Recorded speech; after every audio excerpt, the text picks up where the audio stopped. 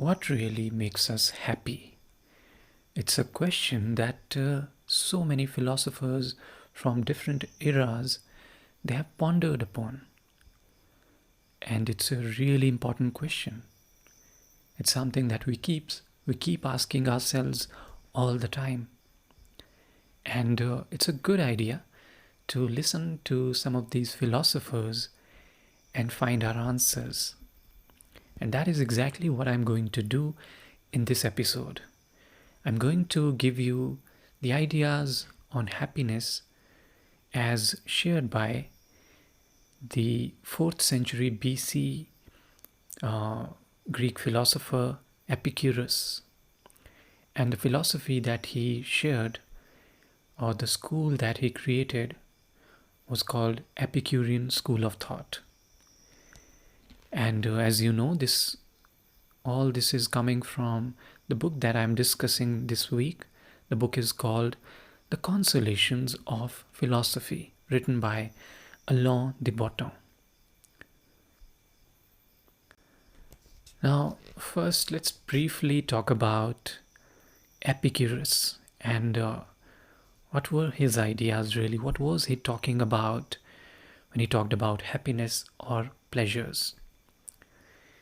So, to quote him, he said, "I don't know how I shall conceive of the good if I take away the pleasures of taste, if I take away sexual pleasure, if I take away the pleasure of hearing, and if I take away the sweet emotions that are caused by the sight of beautiful forms." So he was a kind of a philosopher who emphasized on the value of pleasure. He said pleasure is the beginning and the goal of a happy life. In that sense, you'll find that he was a unique philosopher, because so many of the philosophers in history they haven't really shown their interest in a pleasurable lifestyle, but he did. And that's why it shocked many philosophers of his time. But eventually he was able to gather some support, some followers, and more importantly, his teachings have survived through different times, through different eras. So what is really this Epicurean philosophy? At the heart of this philosophy is the thought that we are as bad at intuitively answering what will make me happy as what will make me healthy. Because when we think about it, the kind of things we want to have, the kind of things we want to eat, the kind of lifestyle we want to have, it's a very difficult question, especially if you want to answer it intuitively. The first thoughts that come to mind are so hard to resist. The kind of food you want to eat. So our souls, in a way, they do not spell out their troubles more clearly than our bodies. And our intuitive diagnosis, they're rarely any accurate. And for that, he gives this example of, say, somebody is having a headache, and it used to happen really, but in this case, I'm just giving a hypothetical example. It used to happen that in certain cases, certain cultures, if somebody is having a headache, they were trying to drill their heads and trying to cure it. And that's not really a rational approach, you would think. But that was the case when early humans tried to work on their headaches more intuitively without having the rational knowledge or letting the experts work on it or calmly addressing this problem. Sometimes they did that. And that seems foolish until you really consider the other aspects of it when it comes to the emotional questions or spiritual questions, and how intuitively, without taking a deeper look at them, we try to answer them. And that's where Epicurus comes in. And according to him, the task of philosophy was to help us interpret our pulses, our intuitive pulses, pulses of desire and distress, and thereby saving us from this mistaken scheme of happiness.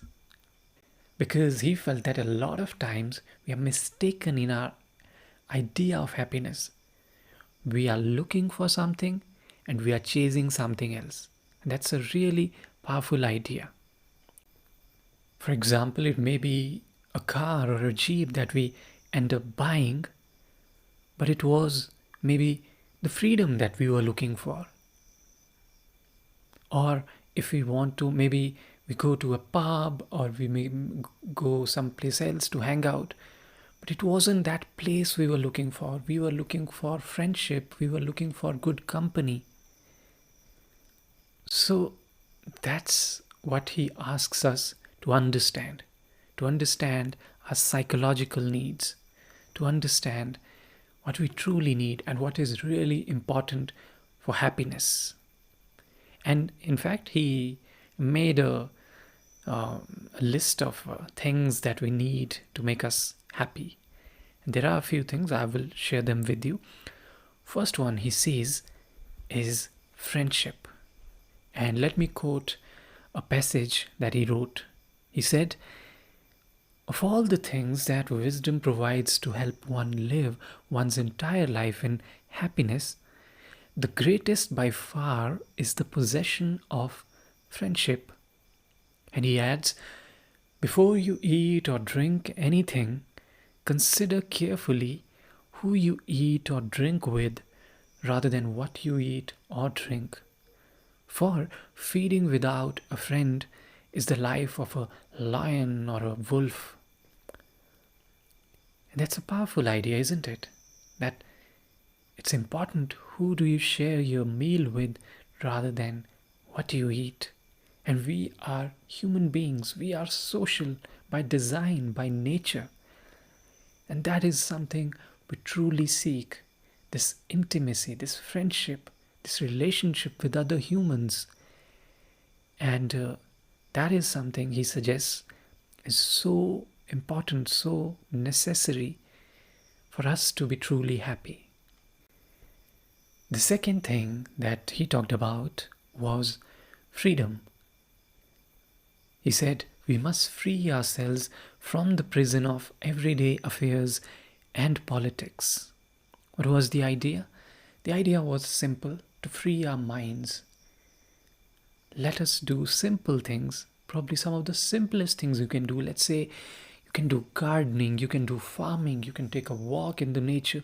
Just doing what you love, it'll make you happy. On the other hand, if you're doing something that you don't truly love, you're just doing for the sake of it, it'll make you unhappy. And the third thing he talked about was thought. And he felt that there were hardly any other better remedies for anxiety than thought. If we can understand our thoughts, if we can untangle them, for example, if we can just write them down or share them with somebody else, by doing that, we let the essential aspects of our thoughts, our worries emerge. And by knowing their true character, what happens is all the confusion, all the displacement of, our misplaced notions of happiness, they disappear. Our worries disappear. We get real good clarity. So we need to work on our thoughts as well. You can meditate, you can reflect, but just taking a pause to reflect, to think clearly, it'll go a long way to make us happy. And you might think that it sounds terribly simple, because a lot of times we crave about things and they don't fall into any of these previously mentioned categories, whether freedom or thought or friendship. For example, we want to be successful, we want to acquire a certain amount of wealth, we want so many things and we think they make us happy. But that's not what it is. There are psychological needs underneath those desires that we are not addressing directly, and then those needs are popping up in different ways.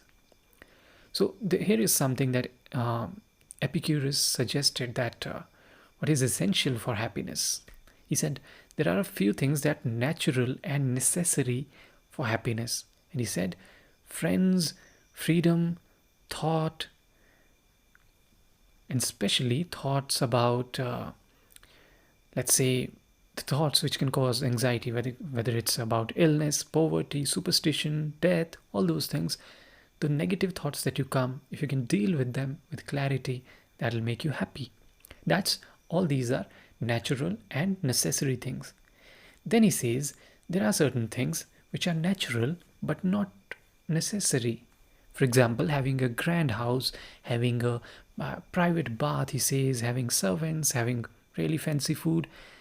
These are natural desires that we might have, but they are not really necessary for happiness. And then he says certain things are neither natural nor necessary. They are fame, power, maybe wealth also you can put in some ways here. So the point here is that we need to focus on what is really necessary to make us happy. And those things, if we focus on our psychological needs, we can be truly happy.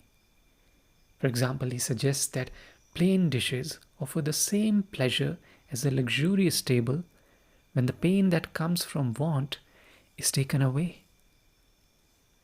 So if we can work on our psychological aspects of desire, if we can have a mind which is clear, which is thinking freely, and having a perspective where we can have a positive, good mindset, then it's easy to be happy. And on the other hand, if you don't have such a mind and you're surrounded by all kinds of material means, then you're not going to be happy.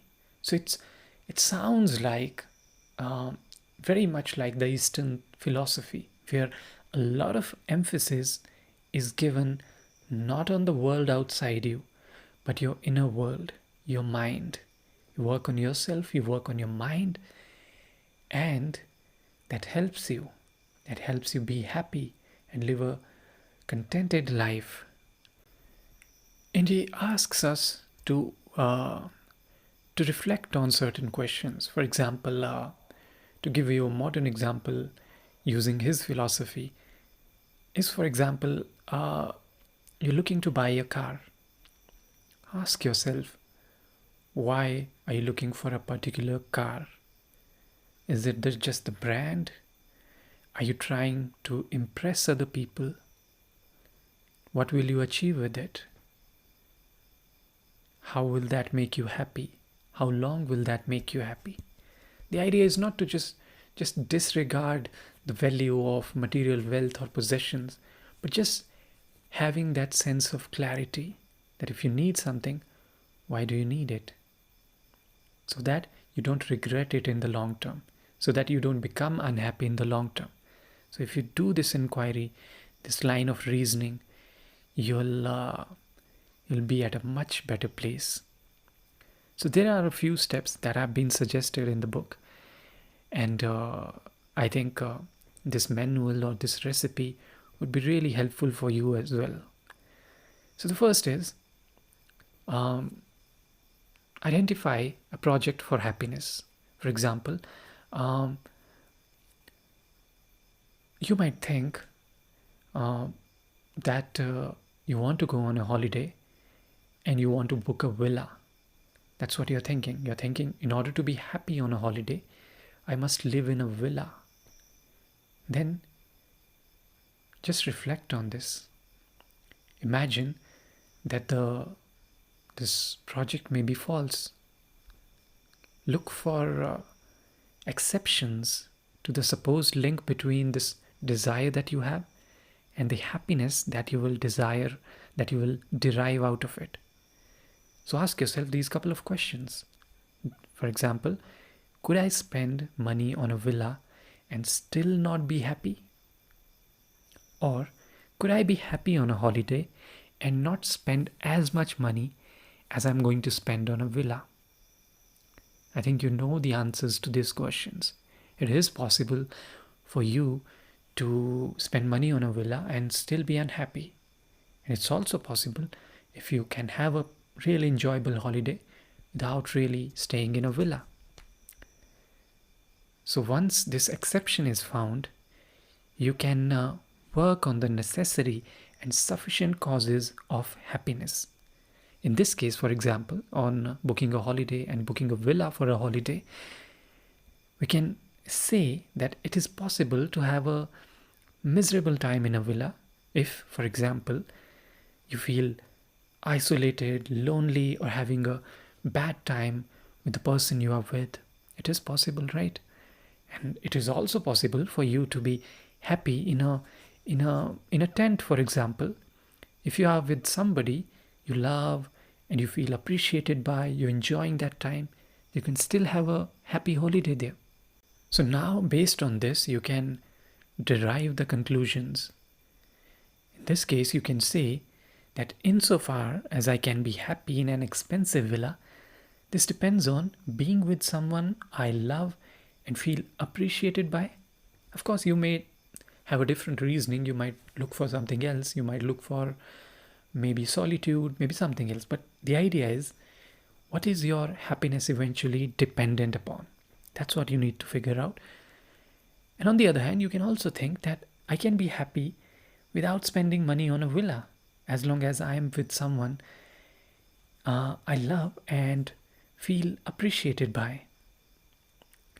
So that means you can be happy in a villa or outside a villa, depending on what your company is, how you're feeling in that moment, what are the things you're trying to do.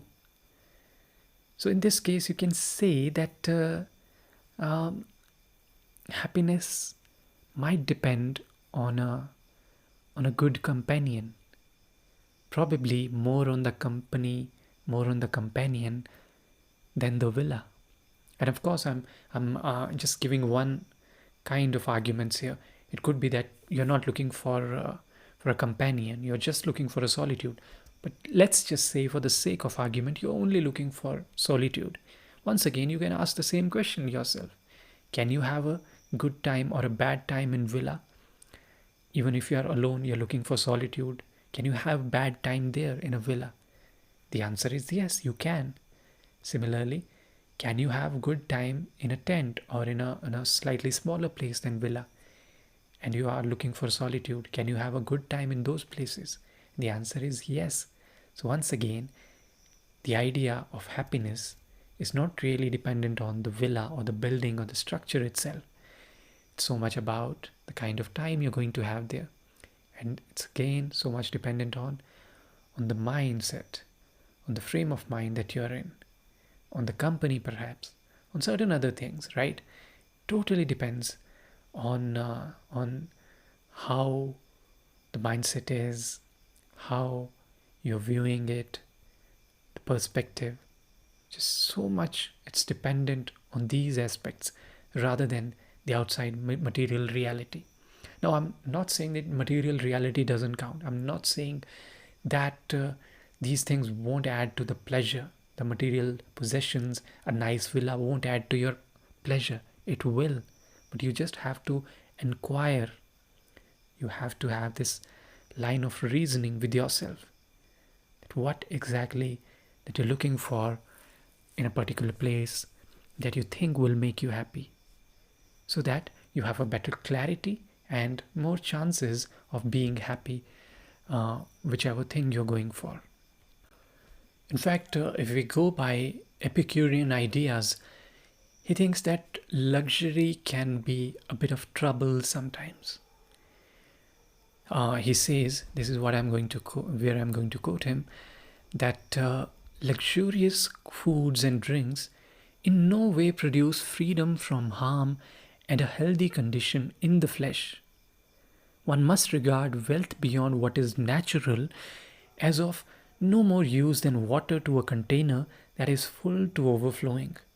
Real value is generated not by theaters and baths and perfumes and ointments, but by natural science. So this is the idea. Once you have enough material possession that you need for your survival, beyond that, it's very hard to argue that it's going to make you happy.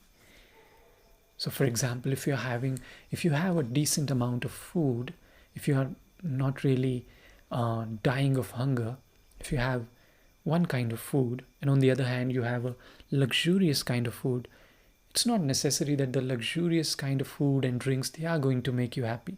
It depends so much on your perspective, on the state of mind, the company that you're having, the experience that you're having around food, or just in general, the kind of day you've had. For example, if you have had a good day, you've worked out, you have exercised, you're feeling tired, then so many of the simple foods might truly make you happy. But if you haven't had any of that, you've had a bad day, you haven't exercised, you had really heavy and fancy food, still might not make you happy as much. So to just focus on the luxurious aspect, just focus on the material reality might not always help. That's what Epicurus believed. But especially in our modern world, it's very hard to resist temptations. Look for advertisements all around us on social media, on media, and we get tempted to things. For example, we receive very little encouragement to attend some really interesting gratifications. For example, playing with a child, conversations with a friend, an afternoon in the sun, having a clean house, simple cheese spread over the bread, um, having good company and having a good time with your family. Nobody sells us these things. Instead, we are bombarded with these desirable images of luxurious products and costly surroundings, services, hotel industry, travel industry, all of those things. And it becomes really easy to ignore the simple pleasures and joys of life. And this is where the Epicurean philosophy can help us. Just come back to the simplicity and understand the true joys and happiness of life. Then there's a very interesting Latin poem which kind of praises the Epicurean philosophy, and let me read it. Let me read the English translation of it, and I hope you like it. It says, "We find that the requirements of our bodily nature are few indeed, no more than is necessary to banish pain and also to spread out many pleasures for ourselves. Nature does not periodically seek anything more gratifying than this, not complaining if there are no golden images of youths about the house who are holding flaming torches in their right hands to illuminate banquets that go on long into the night. What does it matter if the hall doesn't sparkle with silver and gleam with gold, and no carved and gilded rafters ring to the music of the lute? Nature doesn't miss these luxuries when people can recline in company on the soft grass by a running stream under the branches of a tall tree and refresh their bodies pleasurably at small expense. Better still if the weather smiles on them, and the season of the year stipples the green grass with flowers." That sounds beautiful, isn't it? Nobody will sell you these ideas today because that will kind of bring economic collapse. There's so much economic activity happening around us. As I said, everybody selling products and services, but just think about the value. Think about the things that truly make us happy. And To quote Epicurus, he said, "When measured by the natural purpose of life, poverty is great wealth, and limitless wealth, great poverty." And it might make sense, it might not make sense to everyone, but I think there is a deeper truth here. For example, when you acquire new possessions, let's say if you have one car, then you will have a certain amount of joy, happiness, pleasure in it. Let's say you just keep adding cars. Would that make you happy? If you have one house, it will give you comfort and happiness and joy. But if you keep adding more houses, do you think it will forever make you happy? Probably not. And similarly, even if you have one car or one house, does that guarantee happiness? Or does the happiness depend on something else? Do you want to impress people? Do you want them to praise you, appreciate you, love you? Are you doing it for that? If people just appreciated you, loved you, if you had good time with everyone around you, would you still want those material things? Would you still want to impress people through your success, through your money? I don't know. It's something that an individual needs to answer for himself or herself. We might have different answers. Some of us might have those deeper needs to be loved by others. And others, there might be others who might just want a car, not to impress anybody, but just for the pleasure of driving it. But one needs to be honest with themselves. What exactly is making them happy? And it's important to understand these deeper truths. And if you think about it, if there is a world that is following Epicurean values, it also kind of sounds like a Buddhist or Eastern worldview where you're focusing on your own happiness. And you're not going to go and conquer the world. You're not really adamant about making material progress. So if a world exists with Epicurean worldview, philosophy, here it might provide people the essential material needs, but might not raise their living standards beyond a certain level. So there might not be fancy buildings, there might not be jets all around. It will be a very different world. But, and in some ways sadly, we don't live in that world. We live in a world which is probably the victim of a pointless and kind of futile martyrdom, and just living life away in these fruitless worries through failure and just trying to acquire different things, hoping that they will give us pleasure.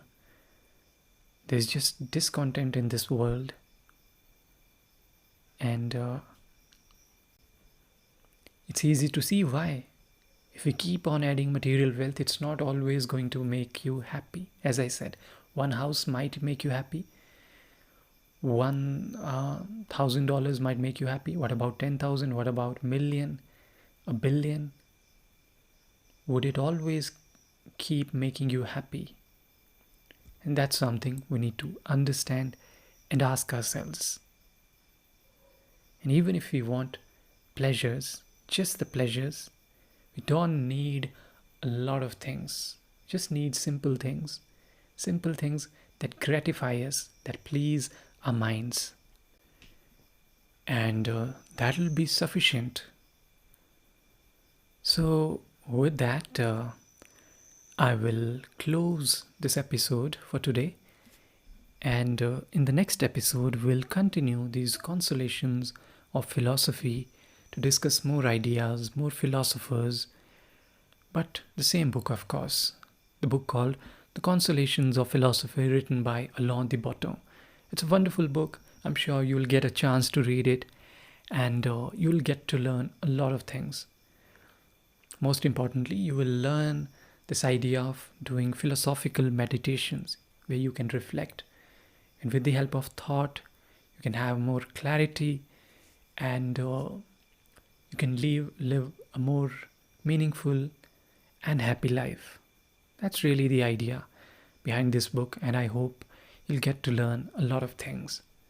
So I'll catch you the next time, and we'll continue discussing more ideas from the book. Until then, have a good time reading and enjoying whatever you're doing out there. Thank you very much for listening.